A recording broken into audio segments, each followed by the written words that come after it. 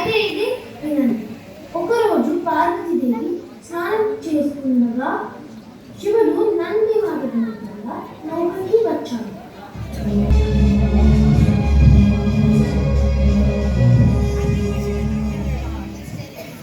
ప్రభు పార్వతీదేవి స్నానానికి లోపల ఉన్నారు.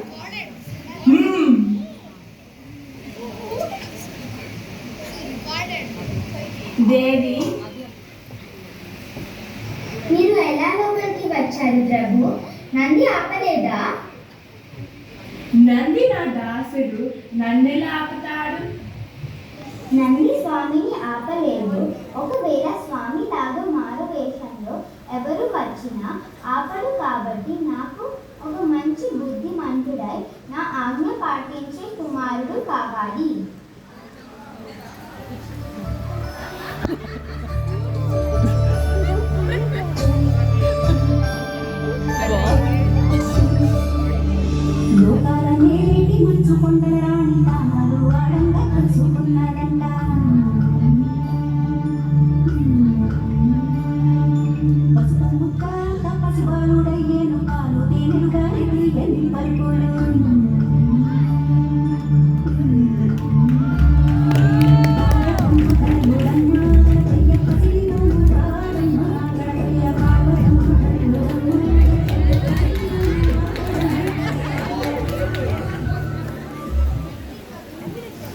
గణేష్, నేను స్నానం చేయుటకు వెళ్తున్నాను. ఎవరిని లోపలికి రానివ్వకు. సరే అమ్మా, నేను ఎవరిని రానివ్వను.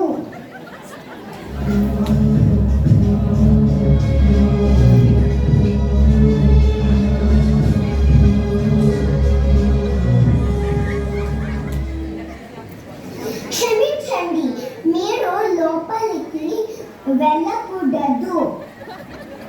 ఓయ్ బాలక, నన్ను ఆపడానికి నువ్వెవరు? నేను గౌరీ పుత్రునిడి, గణేశుడిని. పార్వతీదేవి నన్ను ఎవరిని లోపలికి రానివ్వద్దని ఆజ్ఞాపించారు. నేను గౌరీ పతిని, ఆజ్ఞ నాకు కాదు. అది తప్పుకో. కుదరదు. అమ్మ స్నానం చేసే వరకు నేను అడ్డు తప్పుకోను. చూడు బాలక, నా కోపానికి బలి అవ్వకు. శాంతి ప్రభు, శాంతి. బాలక గణేష్, నాన్నగారిని అడ్డుకోకూడదు. నాన్న మాట వినాలి. మరి నేను అమ్మ మాట ఎప్పుడు వినాలి? అందరికంటే నాకు అమ్మే ముందు. శివుడు ఆగ్రహంతో తాండవం చేశాడు.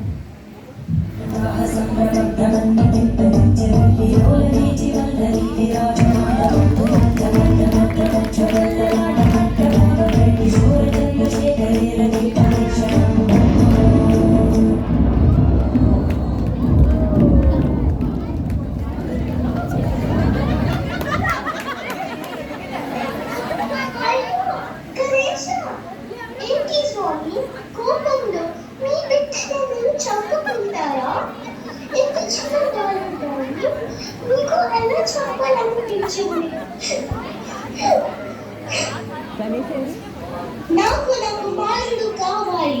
నీకు తప్పకుండా బ్రతికించి తీరాలి, లేదా ఈ పార్వతికి మరణం, ప్రపంచానికి ప్రళయం.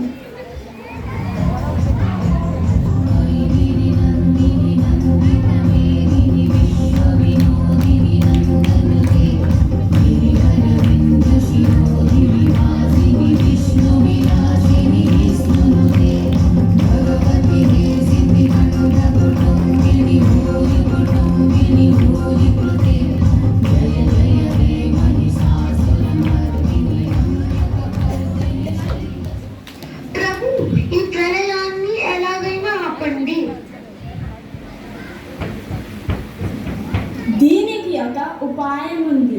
గనులారా, వెంటనే వెళ్ళి ఉత్తరాన పడుకొని ఉన్న బాలుడి తలను తీసుకురండి. సరే ప్రభు. ఆర్యా గనురాల ఏంటిది? ప్రభు మీరు చెప్పిన విధంగా దొరికిన తల ఇదొకటే. సరే, ఇప్పుడు సమయం లేదు. వెంటనే తల పెట్టకపోతే మనకు బాలుడు దక్కుడు.